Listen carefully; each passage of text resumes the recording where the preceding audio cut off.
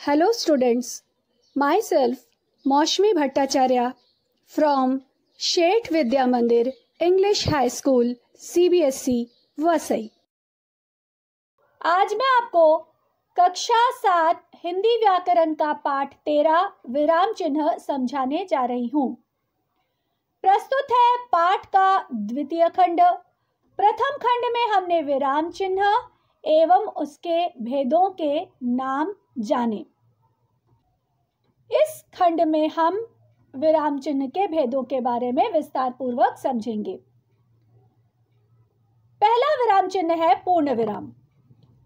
इसका प्रयोग वाक्य के अंत में होता है। यह चिन्ह अन्य किसी भी विराम चिन्ह से अधिक प्रयुक्त होता है।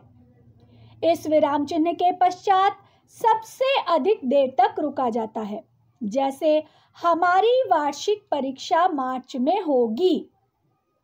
इसे इंग्लिश में फुल स्टॉप कहते हैं। दूसरा है अपूर्ण विराम यानी कोलोन।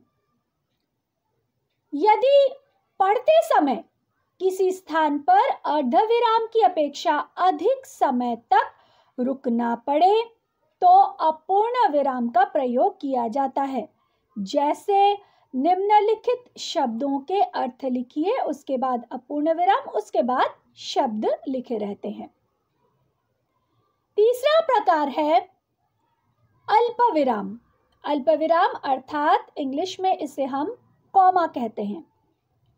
अल्प का अर्थ है कम। इस प्रकार इसका नाम ही स्पष्ट करता है कि इस विराम चिन्ह का प्रयोग वहां किया जाता है जहां बहुत अल्प यानी कि बहुत कम समय के लिए रुका जाए। जैसे सुनीता ने मोहन से कहा कि जाकर पढ़ो, परीक्षा सिर पर है। मोहन, विनीत और अंकुश भी क्रिकेट में हिस्सा लेंगे। इस प्रकार हम देख रहे हैं कि अल्प विराम का प्रयोग दो वाक्यांशों के मध्य या दो शब्दों के मध्य किया जाता है। चौथा प्रकार है अर्धविराम। यह पूर्ण विराम तथा अल्प विराम के बीच का चिन्ह है। जब पूर्ण विराम से कम तथा अल्प विराम से अधिक रुकना हो तो इस चिन्ह का प्रयोग किया जाता है। इसका प्रयोग इन स्थितियों में होता है। पहला, दो या दो से अधिक स्वतंत्र उपवाक्यों के मध्य जब कोई योजक न हो। जैसे पाकिस्तान ने भारत पर आक्रमण कर दिया, उसके बाद अर्धविराम यानी सेमीकोलन का चिन्ह लगाया गया है। सभी फौजियों की छुट्टियां रद्द कर दी गई। इस तरह से हम देख रहे हैं कि दो वाक्य हैं, उनके बीच में इस अर्धविराम चिन्ह का प्रयोग किया गया है। चूंकि ये दोनों वाक्य एक साथ लिखे गए हैं, इसलिए इन्हें उपवाक्य की संज्ञा दी गई है या उपवाक्य कहा गया है। यदि उपवाक्य से पहले ही अल्पविराम हो तो उसे अलग करने के लिए, जैसे बुआ और उनका परिवार भी दिल्ली आया था, अब उन्हें सिंगापुर जाना है। विराम चिन्ह का पांचवा प्रकार है उद्धरण चिन्ह। उद्धरण चिन्ह निम्नलिखित दो प्रकार के होते हैं, एक कहरा उद्धरण चिन्ह, दोहरा उद्धरण चिन्ह। सबसे पहले हम इकहरे उद्धरण चिन्ह को समझेंगे।